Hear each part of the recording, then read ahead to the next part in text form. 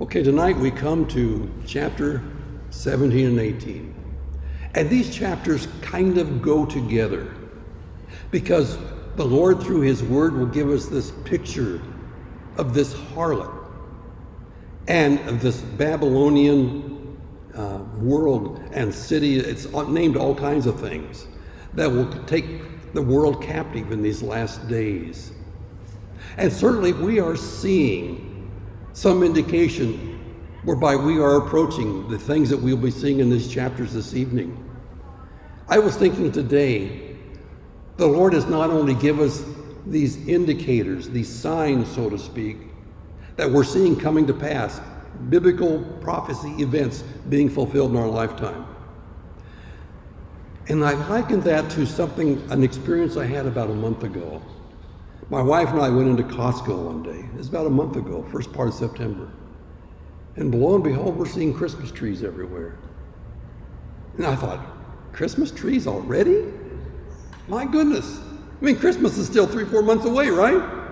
And they got Christmas trees. But as I looked at that, I realized, before Christmas gets here, there's going to be Thanksgiving. And even Halloween. And so we got these other milestones that will take place before Christmas. And I thought about how the Lord has given us these prophetic events, signs that point to them. And they act as precursors for us to know that we're getting really close to the end. But before we see these events, which we'll look at this evening, being fulfilled, Jesus will come for the church in the rapture.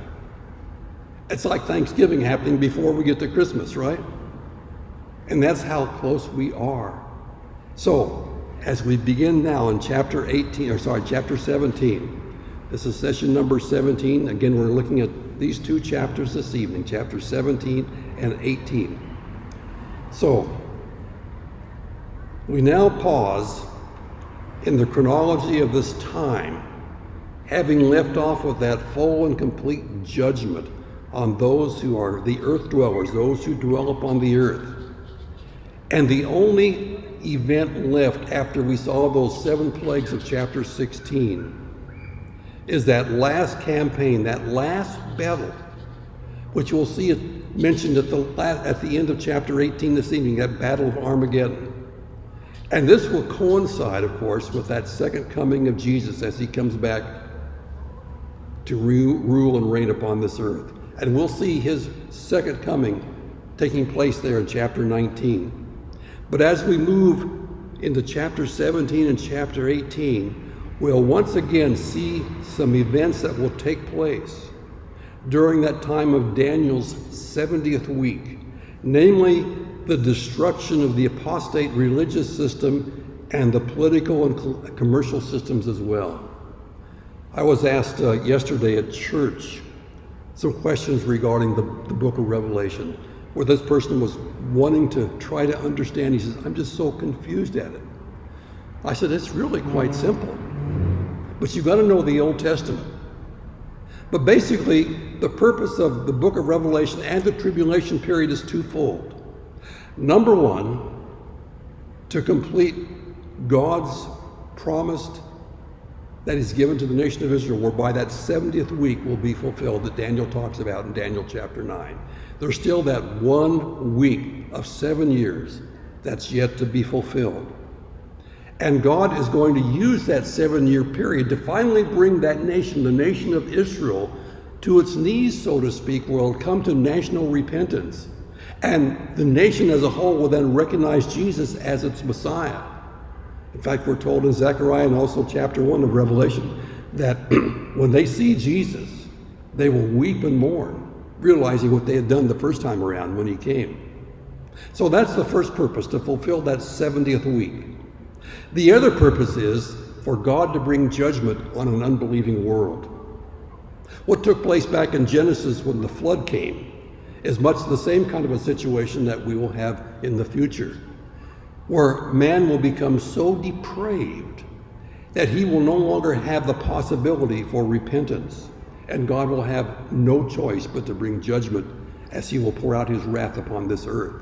So it's a twofold purpose, the time of the tribulation. And the book of Revelation speaks greatly about that time. So as we get into chapter 17, we'll see these points. First of all, we'll discover the mystery of Babylon the Great, the woman and the beast. And as we get through those first 6 verses, we'll see a definition of this woman. Who is she? Is she a literally woman, or is she symbolic of something greater? We'll also see the description of the beast. Now, we've seen the beast before. Back in Revelation chapter 13, we saw this beast, also in chapter 12 for that matter.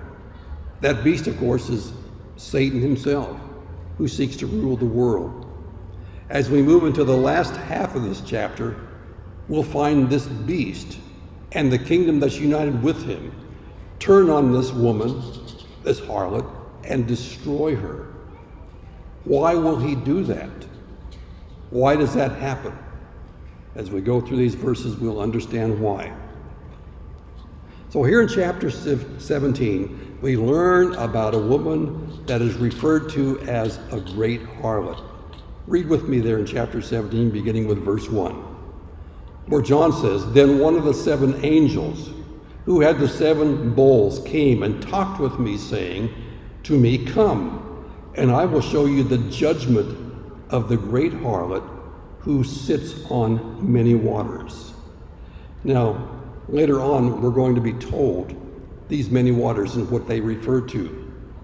Verse 2 says, "With whom the kings of the earth committed fornication, and the inhabitants of the earth were made drunk with the wine of her fornication."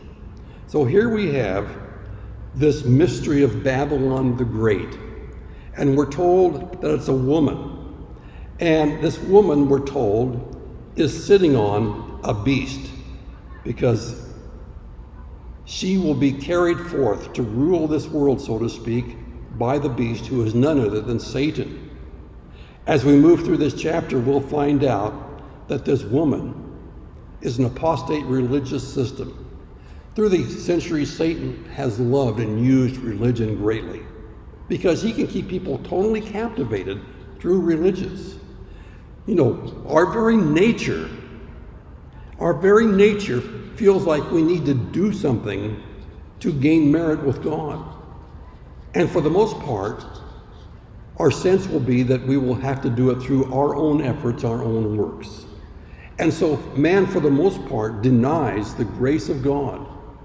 He really feels that he can contribute to his own salvation. So therefore, Satan knows that, and he will use religion to the hilt in order to capture men's souls and keep them captive. So here we have this woman. Again, going back to chapter 17, she's called this great harlot, and she sits upon many waters.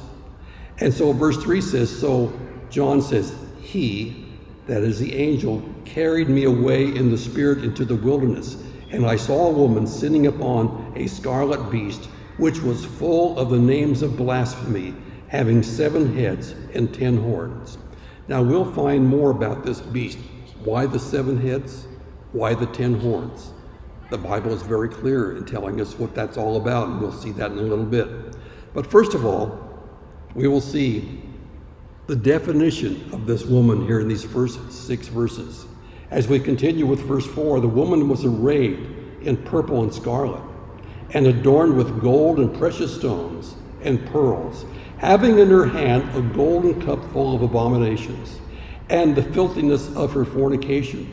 Verse 5 says, "And on her forehead a name was written, Mystery, Babylon the Great, the mother of harlots, and the abominations of the earth."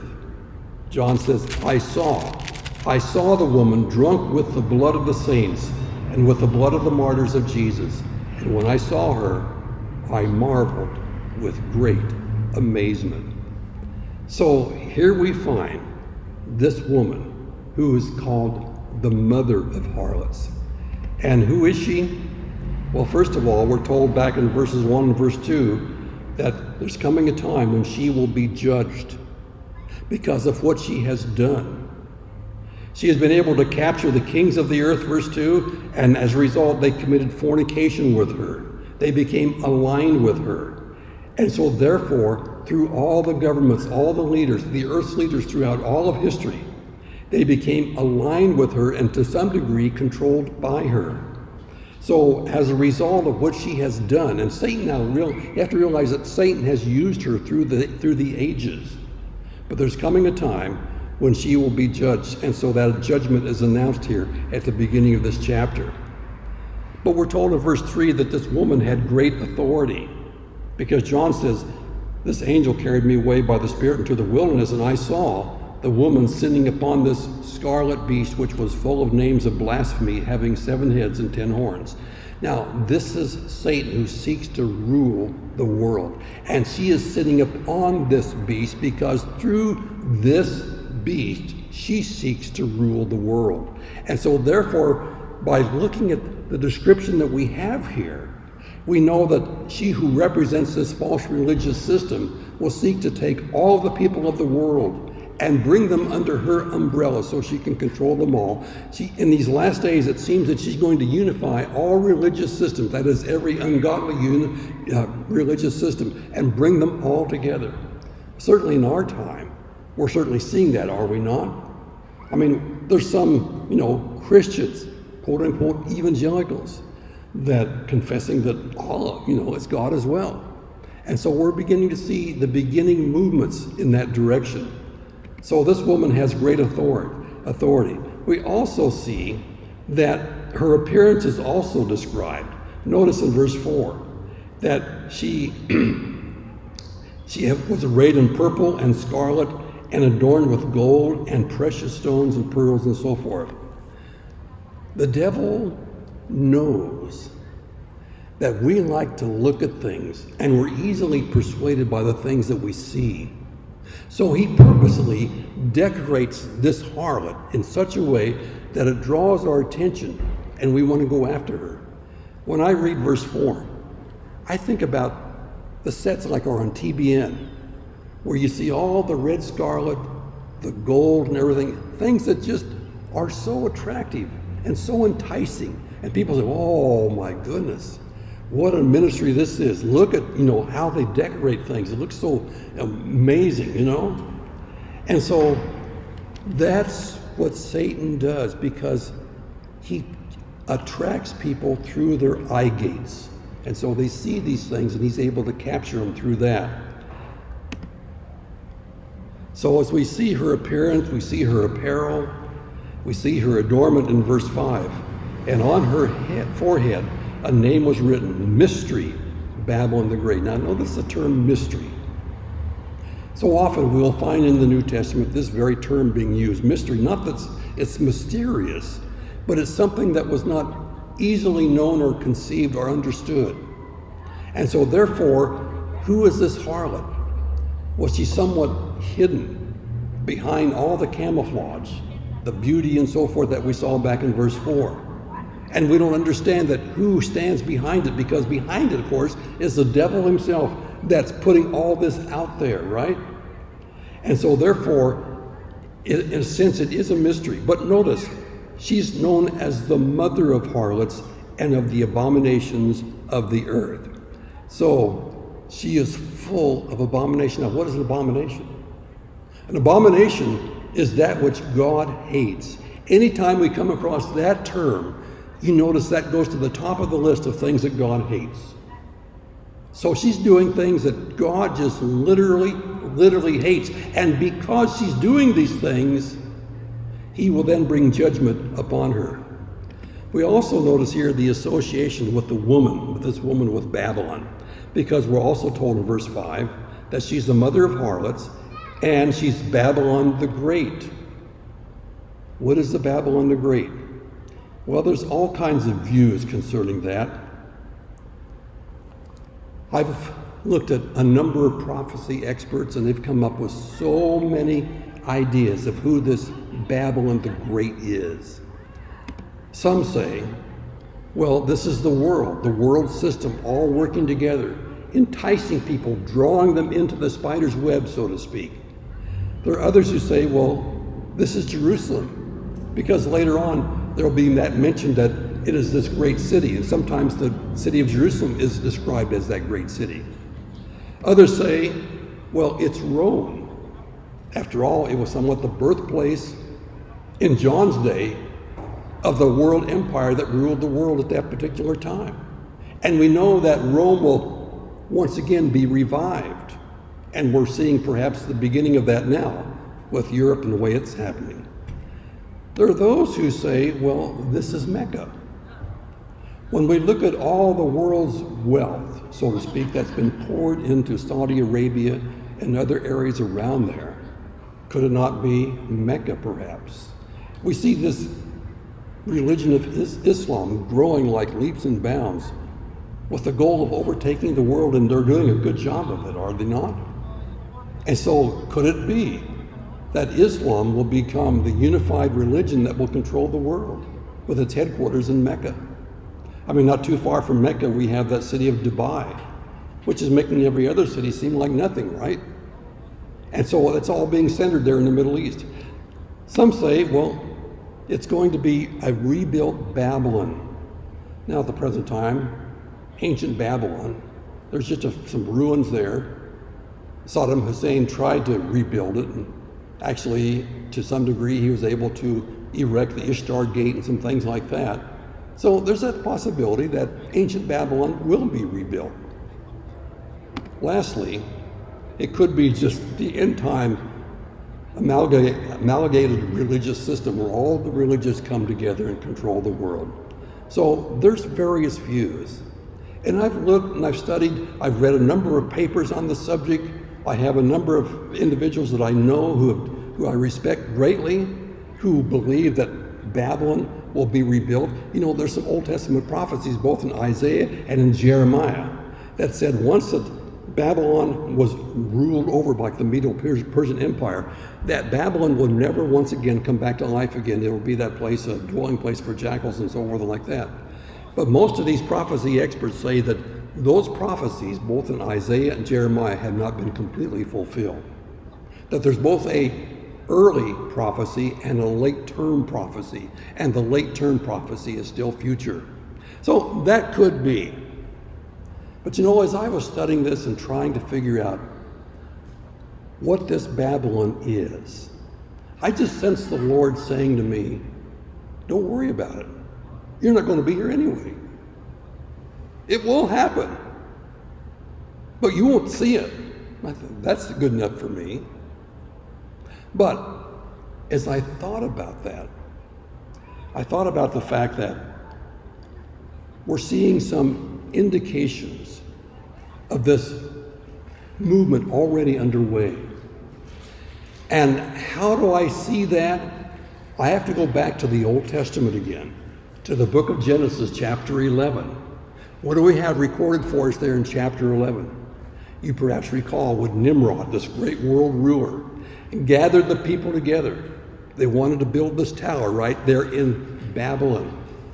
And they formed their own religious systems. This tower was to reach all the way into heaven. It was going to be something, another Dubai, so to speak.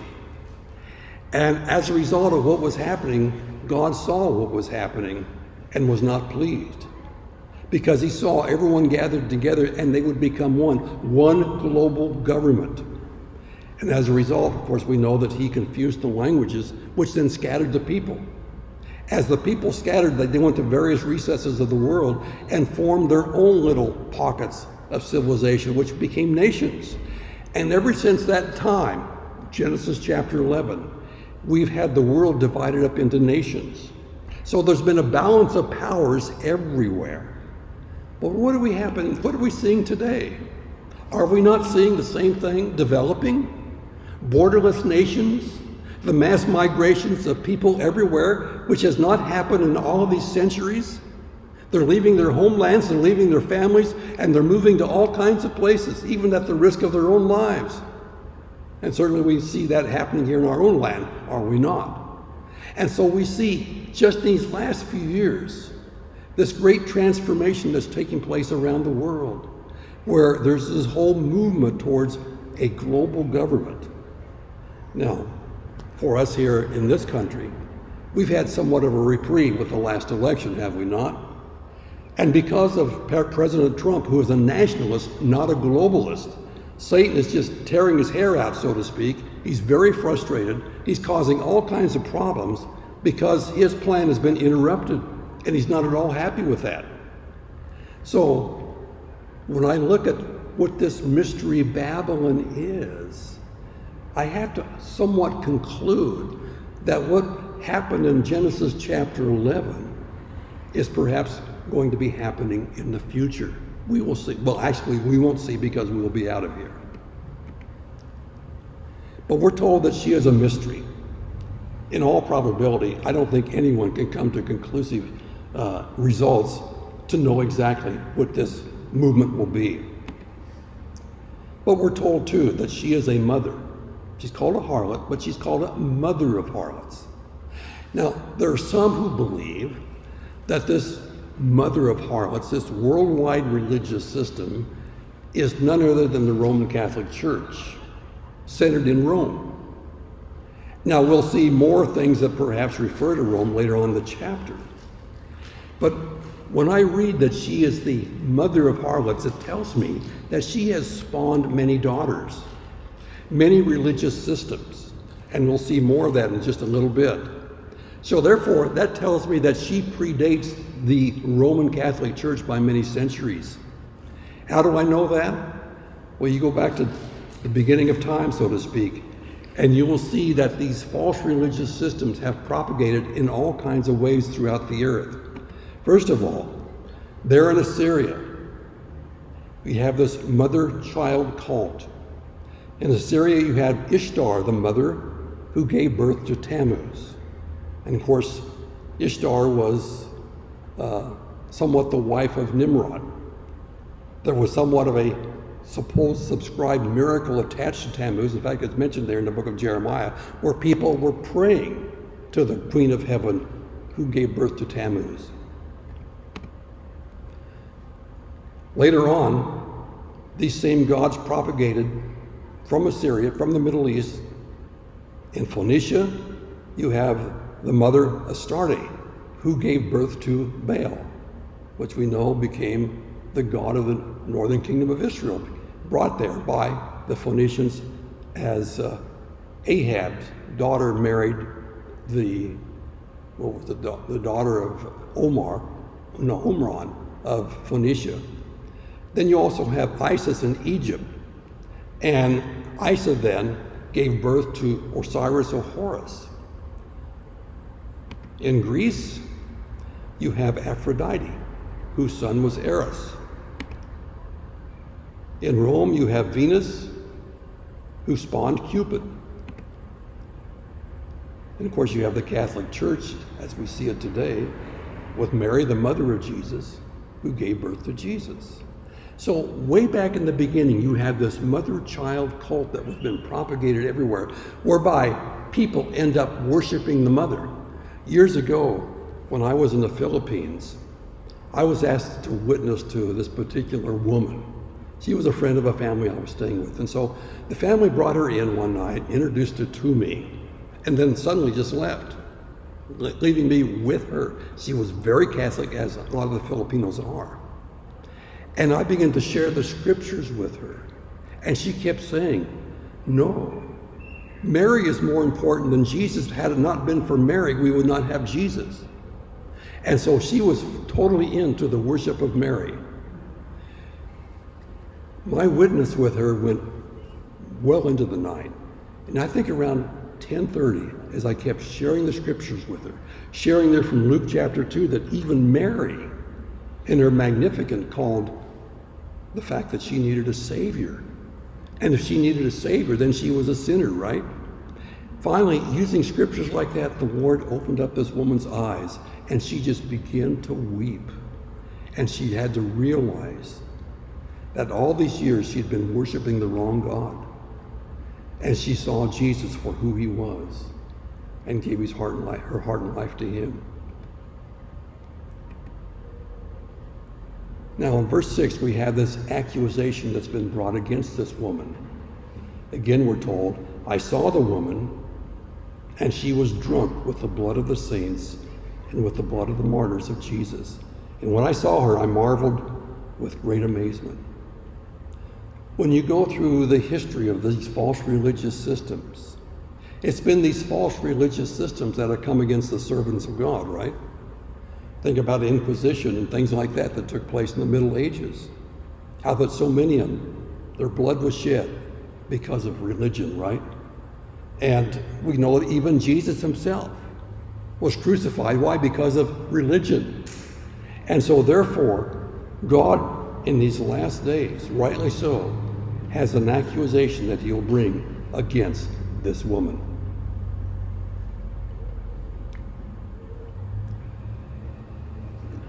So again, as I started out, false religion has always been the enemy against true religion, especially the Church of Jesus Christ, because this harlot has killed the saints throughout all of history. And you may have had situations in your own life when you've come to Christ. Maybe you've come from the Catholic Church, and you get saved. And now your family is just giving you all kinds of fits because of that, right?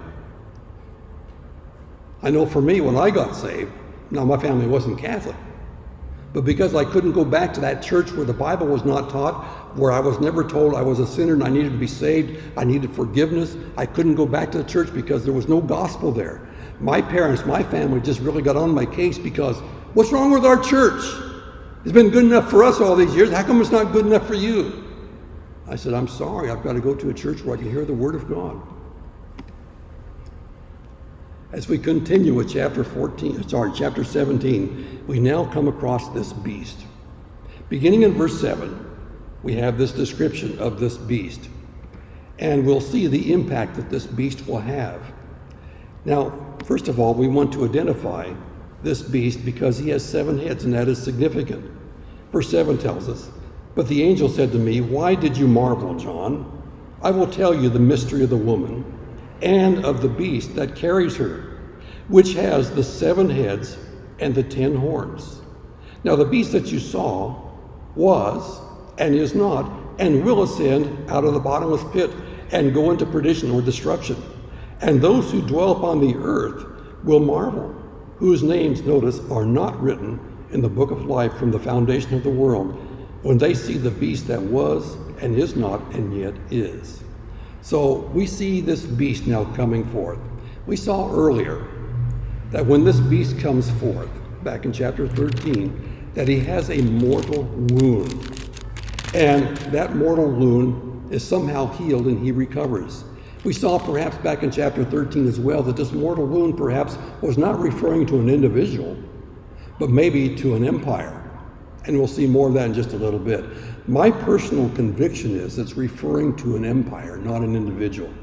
Most prophecy people think it's referring to an individual, and that's what makes the world wander after the Antichrist. But I say it refers to a government. Why? Well, you think about Israel, the Jews. After Jesus was crucified and he resurrected in AD 70, of course, the Romans came and they wiped out the Jews, right, in the nation of Israel. And the nation was done, so to speak. But there in Ezekiel chapter 37, we have that vision of the dry bones that was given to Ezekiel, where he saw by way of prophecy that nation coming back to life again.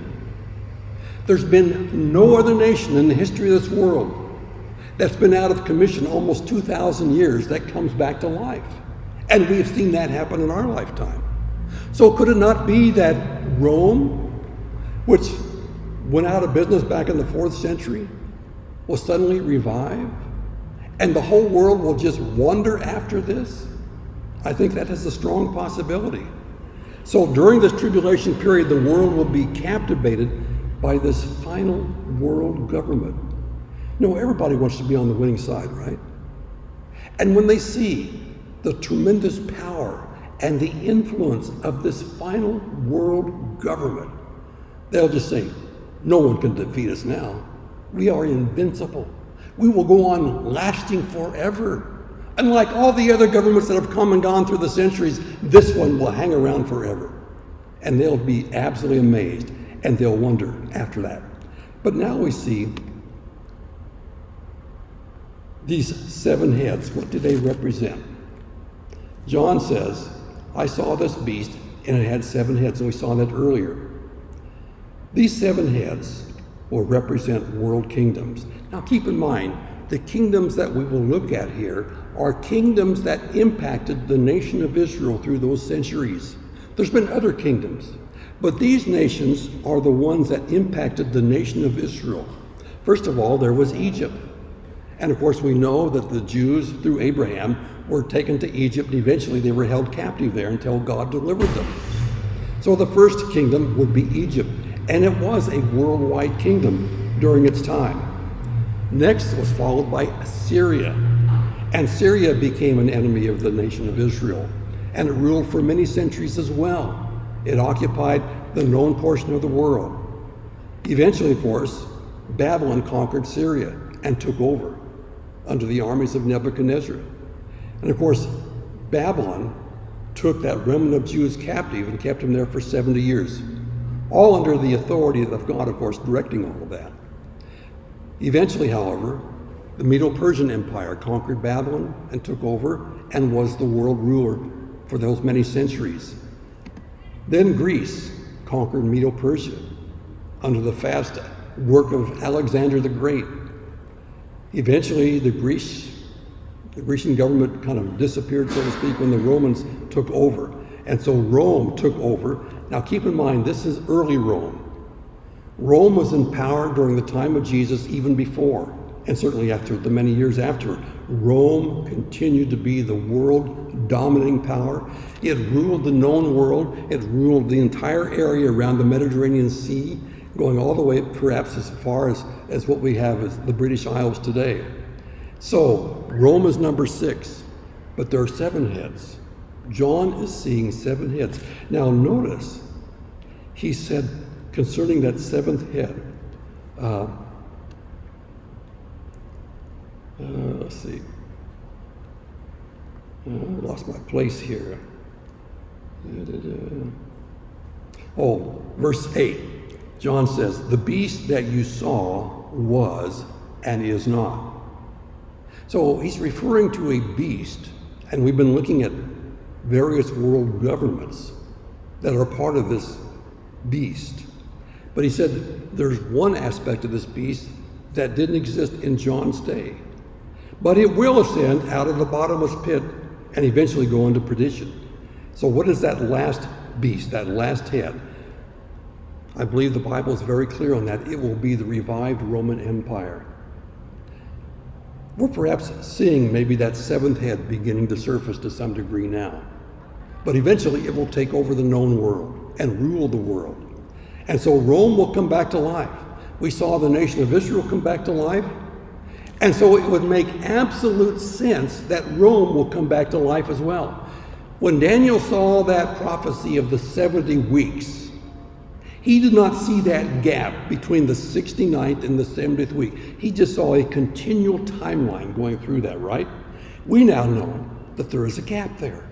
Why? Because Jesus came offering the kingdom to the Jews. They rejected him. He withdrew that offer. And so that timeline came to a screeching halt and has been on hold ever since. And as I looked at that one day, I thought, okay, when that 70th week starts up again, the conditions and the circumstances and the world scene has to be like it was at the end of the 69th week. Who was in power at the end of the 69th week? It was Rome, right? So therefore, when day 1 of the 70th week starts, Rome has to be back in power for that timeline to continue. And so I really believe that what we're looking at here is, as far as verse 8 tells us, that this 7th head was not in John's day. But it will eventually ascend out of the bottomless pit, knowing it is satanic, and they'll go into perdition. And those who dwell upon the earth will marvel, whose names are not written in the book of life from the foundation of the world. In other words, these earth dwellers who will be living during that time, who will wonder after this 7th head, this world empire, these are individuals who will never be saved because their names were not written in the book of life before the foundation of the world. And we're told further, when they see this beast, this future head that was, and yet in John's time is not, and yet it is. Satan's been around since day one, but he hasn't revealed that seventh head yet. It is not, but it still is, because Satan is the one behind it. And he's eventually going to surface with that seventh head and rule the world. So we see this revived situation. So we see also, as we continue on here, that this beast will have tremendous impact, as we've seen in verses 7 and 8. We've identified these seven heads as being world empires. We have one to go. And as this last head surfaces, this last world empire, eventually out of that will come now the eighth. And that eighth is that little horn that Daniel talks about that comes forth in these last days. We also see in these same verses the little horns, not only the little horn, but the 10 horns. We're told here in verse 9, here's the mind which has wisdom. The seven heads, notice, are seven mountains on which the woman sits. Now there's some commentators say, well, Rome is known as the city of seven hills, so this has to be referring to Rome. I don't think so, because the next verse tells us what's it referring to. Verse 10 says, there are also seven kings. 5 have fallen, and indeed they have.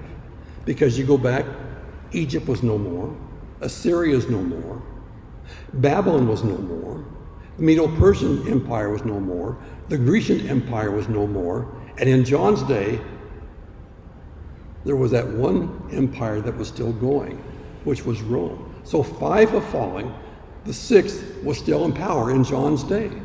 So therefore, John gives us a correct description of what happens here. So he says, these are 7 kings, 5 have fallen, 1 is, and the other has not yet to come, which is that 7th head. And we're told that when he does come, he must continue a short time. So we're told here that when this 7th head, this last world empire, comes into power, it will rule a very short period of time. Later on, we're told that it'll be just 1 hour, not a literal 60-minute period of time, but just a very short period of time. Most of the kingdoms which we've seen already listed here lasted for centuries, but not this last one. At best, it will last perhaps 7 years. So compared to all the other kingdoms that have ruled the world, it will be very short-lived. Well, is it not? So we will see that. It'll just rule a short time. So this last beast that comes forth also, we're told, will have an involvement with 10 horns. Verse 12 says, the 10 horns which you saw are 10 kings who have received no kingdom as of yet, but they receive authority, notice, for 1 hour as kings with the beast. So it will be a very short time that they will rule this world. But it seems that the Antichrist, which is that little horn in Daniel chapter 7 that comes forth, he will align himself, and Daniel tells us he will be able to get 3 of those horns or 3 of those kings on his side, which will then cause all the others to throw in with him. And so he will then have the stronghold of 10 kingdoms aligned with him in order to control the world. As that is happening, we will see eventually that these 10 kings, this last kingdom, will face a tremendous impossibility when Jesus comes back, as we will see in the 19th chapter of this book. But this 8th head, which comes out of the 7th, is undoubtedly the Antichrist.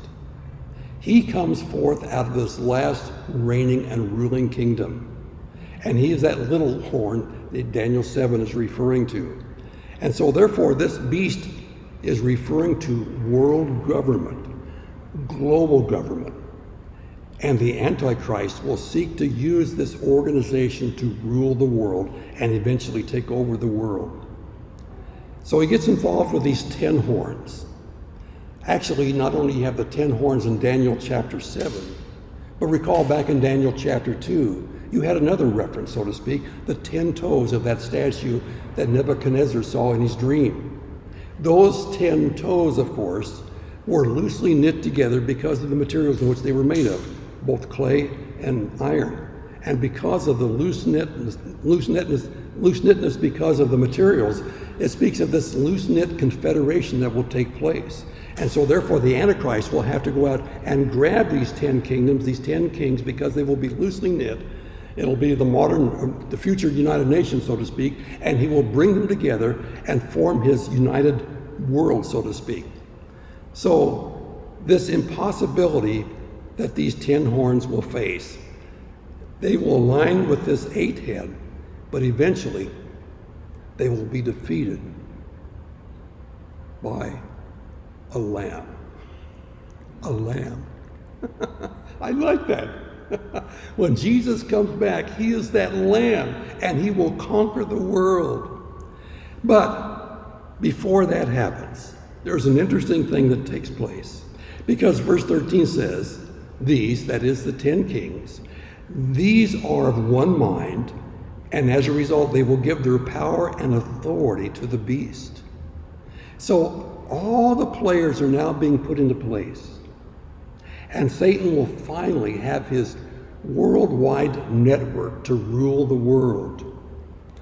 As he now unites the world together with these 10 kingdoms, notice what happens. These, the 10 kings and the Antichrist, will make war with the Lamb, and the Lamb will overcome them. For he is the Lord of lords, and the King of kings, and those who are with him are called chosen and faithful. In chapter 19, we'll see the second coming of Jesus.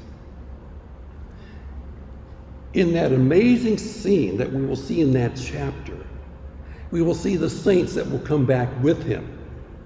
They will be arrayed in white linen garments, riding stallions and steeds, coming back with Jesus. I believe that is the resurrected church, you and I.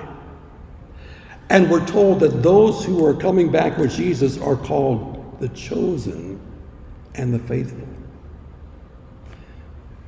You and I were chosen in Jesus before the foundations of the world, right? And because we were chosen, and Jesus said, I lose none. You find that back in John chapter 6 and also John chapter 18. Of those that were given to me, Jesus said, I will lose none. Because those who were chosen become his forever. And because they are his forever, therefore, John says that they are also faithful. If you've been chosen by the Lord and been given to Jesus, you will be faithful all the way to the end, because those who are chosen are faithful. So certainly it poses a very sobering question where we must ask ourselves, have I been chosen? And if I have, then my marching orders is to be faithful. We see a lot of unfaithfulness in our world today. Unfaithfulness in marriage, unfaithful in loyalty to countries and so forth like that, you know. You're seeing more and more of that all the time, are we not?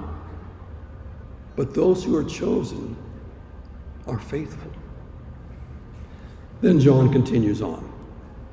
We see now the destruction of this woman beginning in verse 16, where John writes, and the 10 horns, or he was told, and the 10 horns which you saw on the beast, these will hate the harlot and make her desolate and naked and eat her flesh and burn her with fire. For God has put it upon their hearts to fulfill his purpose, to be of one mind and to give their kingdom to the beast until the words of God are fulfilled. So here we have now the Antichrist and those rulers with him. They now have one mind, and God puts it upon their mind, upon their hearts, to destroy this woman, this harlot, who influenced the world through the ages through a false religious system. Satan will no longer need religion because he will march into Jerusalem there in that temple at the midpoint of the tribulation period and demand that he be worshiped by all and declare that he indeed is God. And he will not need religion any longer. Before that time, he will make great use of religion because he will be able to captivate people and keep them captive through religion. But at some point, and I think it's going to be halfway through the period of that 7-year period, he will turn on that religious system and he and the kings will destroy it. And we're told that they will make her naked, they'll eat her flesh and burn her with fire. So imagine, all the religious edifices around the world are all torched and burning. He's done with them. But we're told that God puts this upon the devil's heart and those who are aligned with him to do that, because they will have one mind, and as a result they will give their kingdom to the beast until the words of God are fulfilled. And the woman whom you saw is that great city which reigns over the kings of the earth. So is that great city referring to what? To Jerusalem? We saw earlier, it was in chapter 11, that Jerusalem was referred to as the great city. It could also refer to Babylon being rebuilt, of course. We're not really told. God's word is silent on that. As I said earlier, the Lord kind of revealed to me that I shouldn't be concerned about it because I won't be here. What I should be concerned about is just seeing the signs that are pointing to the development of this false religious system and this worldwide government. And that's like Christmas is coming, but Thanksgiving is coming sooner. The rapture is coming sooner. So here we're told that this woman will be destroyed. As we move now into chapter 18, we'll see further the destruction of this Babylonian system. Now that the apostate religious system has been judged and destroyed because God put it upon the hearts of the world leaders to do that, as we come into chapter 18, the subject of this chapter is God's further judgment upon this political and commercial system of Babylon. So here in this chapter, we will see the fall of Babylon. First of all, in verses 1 through 3, we'll see the prediction of the fall of Babylon. Next, we will see the plea to God's people. Why will God make this plea? I think we'll understand as we see what happens. Then the payment of Babylon, the payment that Babylon will receive because of the judgment. And number 4, the people who will be affected by Babylon's fall. And we'll see several groups of people who will be affected by that. Lastly, there will be that worldwide pronouncement by God of Babylon's fall. So, moving into chapter 18, the fall of Babylon the Great. First of all, we'll see in the first 3 verses the prediction of this fall. Beginning in verse 1, we read, after these things, and anytime you see that term or that phrase, after these things, we know that we're looking at a chronological timeline here. Something is happening based upon something that's already happened. So after these things, I saw another angel coming down from heaven, having great authority, and the earth was illuminated with his glory. So this is some kind of an angel, is it not? Which means that the whole world will see this angel coming forth. And we're told that this angel in verse 2 cried mightily with there's the term loud again, loud voice, saying, Babylon the Great is fallen, and has become a dwelling place of demons, a prison for every foul spirit, and a cage for every unclean and hated bird. So here we see the prediction of this fall in these first 3 verses. Verse 3 tells us, for all the nations have drunk of the wine of the wrath of her fornication. The kings of the earth have committed fornication with her, and the merchants of the earth have become rich through the abundance of her luxury. Now, we see a lot of similarity in this chapter to the previous chapter, where we have the pronoun her mentioned several times. And once again, we're told that harlot of chapter 17 intoxicated the nations of the world throughout all of history. And as a result, they committed fornication with her. They became aligned with her. And so Here are the results of that fall. Now, Babylon, of course, was once a luxurious, glorious city. But after God judged that city that where Nebuchadnezzar was his headquarters and the Babylonians lived, it became desolate and uninhabited, so to speak, and a place of jackals. Jeremiah chapter 50 and chapter 51 speaks about that. But we're told also in Isaiah chapter 13 that it will not be inhabited again. So that being so, how do we reconcile these two things? As I said earlier, most commentators believe that those prophecies have not been completely fulfilled. There's an early term, an early prophecy, and a late prophecy that will be fulfilled. As you go through the Old Testament, you find a lot of early term and late term prophecies. That was true of the nation of Israel. It was true of Jesus. He came first, he will come again. So you see that in many instances. And certainly that could apply to Babylon as well. So, again, like so many Old Testament prophecies, perhaps there's two fulfillments here. Now, we'll see also, as we continue on, the results of this fall. Verse 2 tells us, Babylon the Great is fallen. As a result, it becomes an uninhabitable place. And the reason for that fall is because of what she did. Babylon has intoxicated the entire world through the many centuries, and the nations everywhere through the centuries, through that whole process of time, aligned themselves with this one world religious system. We see the extent of her influence, all the nations, and certainly in our time, we're seeing the world uniting together as one. Whether it's the United Nations or some other movement, it's affecting every nation everywhere. As we continue on to this chapter, we see all kinds of ways how the world is becoming united. The world is becoming smaller every day because of the internet and so forth like.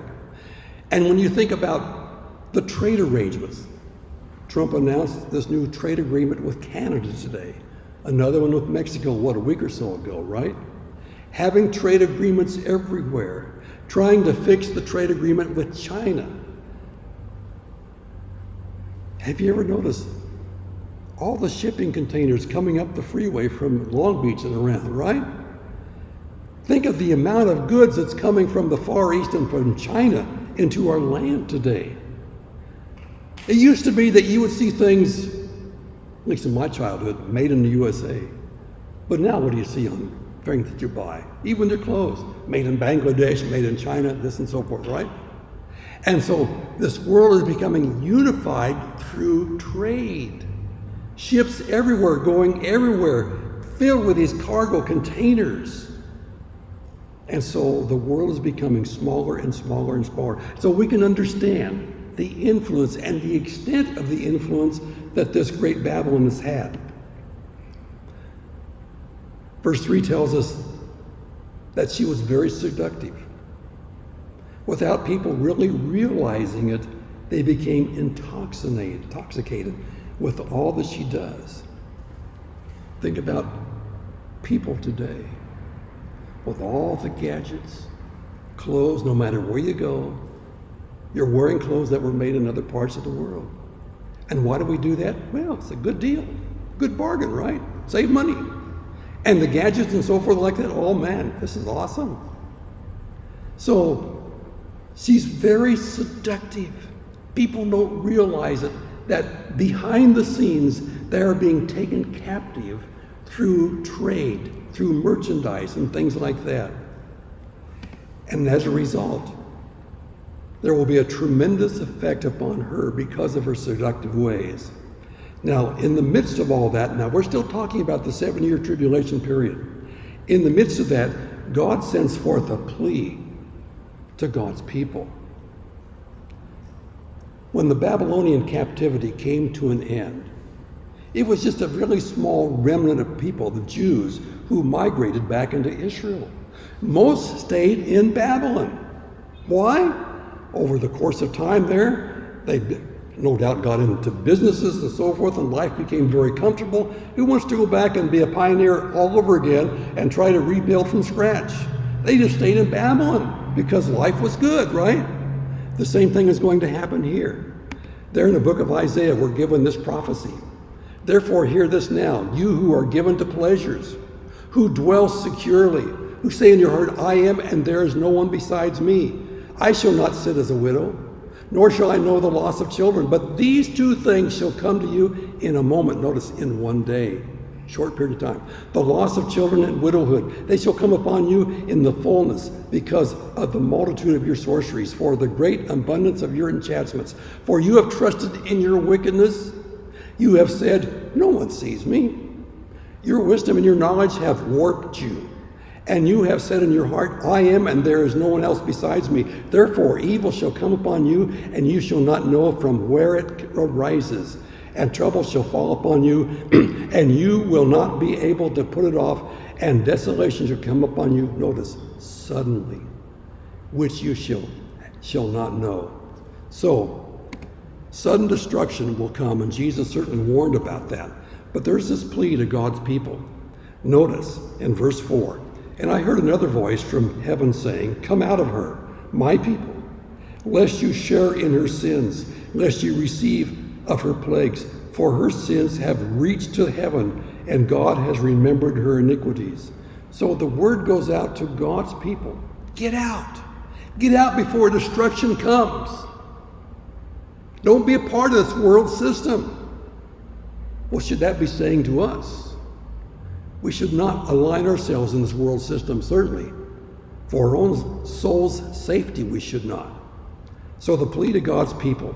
We also see the payment that Babylon will receive.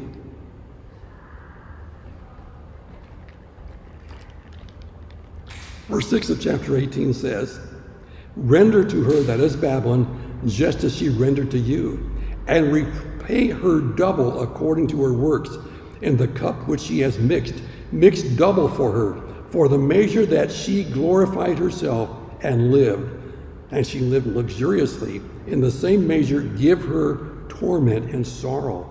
For she says in her heart, I sit as a queen, and I am no widow, and will not see sorrow. In other words, she will have her offspring. She will be a queen, at least she thinks she does. But like that prophecy that we saw back in Isaiah, that's the demeanor that this Babylon will have in these last days. She will think that she's invincible.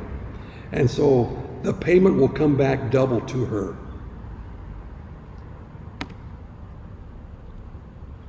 As a result of this payment, there's going to be great sorrow. And she will go into torment. And as a result, that will affect the world because of her destruction. And verse 8 gives us the evidence of God's judgment upon her.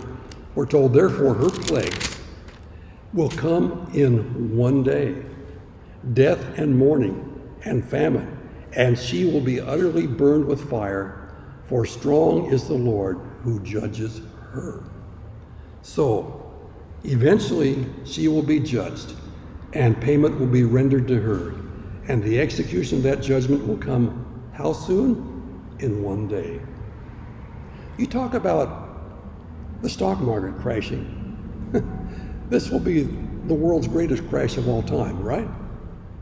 Truly it will happen. Now, who will be the people affected by this?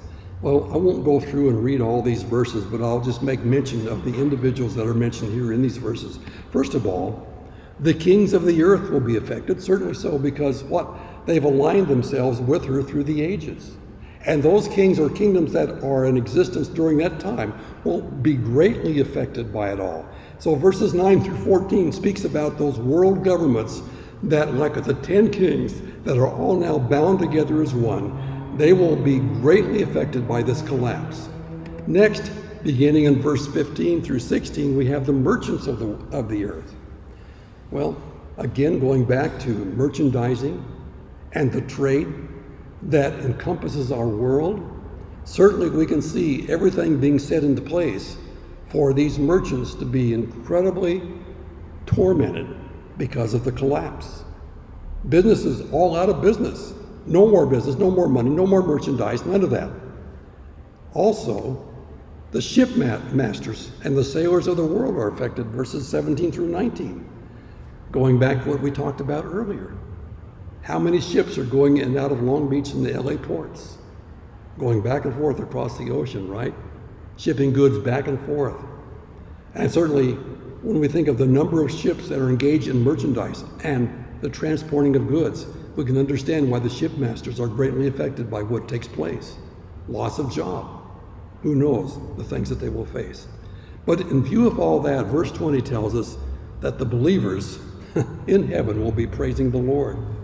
Verse 20 tells us here in chapter 18, rejoice over her, O heaven, and you holy apostles and prophets, for God has avenged you on her. She's getting her double payment. So those servants of God, the prophets and all, who have been tormented, persecuted, even martyred, they will be in heaven rejoicing. They will stand in victory because they've overcome the enemy. And boy, have they overcome. And boy, there will be a crescendo of praise going up in heaven that's beyond our understanding, I'm sure. So the praise of believers. Why? Because of this pronouncement of Babylon's fall, beginning in verse 21 through verse 24.